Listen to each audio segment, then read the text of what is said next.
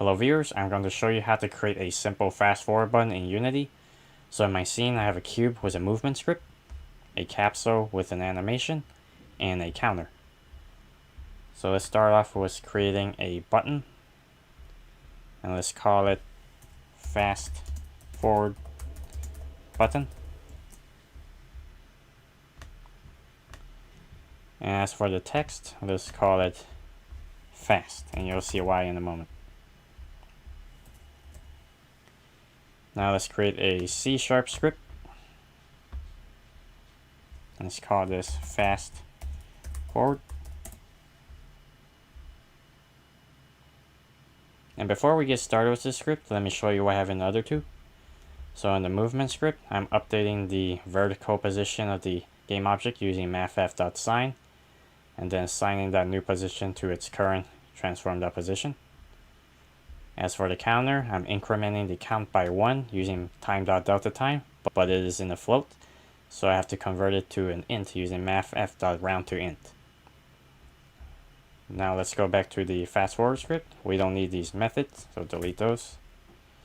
And let's start off with importing Text Mesh Pro, or you could import regular text if you're using that. And let's do a serialized field, Text Mesh Pro UGUI, and let's call this fast and normal text. Now let's create a method, public void fast and normal, and an if statement saying if time scale equals 1, which is the regular speed of the game, then time scale equals, let's say, 2, doubling the speed of the game. And then as for the text, we'll set it to normal. Else time scale equals 1, which is saying that if the time scale is any other value than 1, then it's going to assign that value back to its regular speed. And as for the text, let's set that to fast. Now let's save up that script and go back to the hierarchy. And in the canvas, let's add the script that we just created.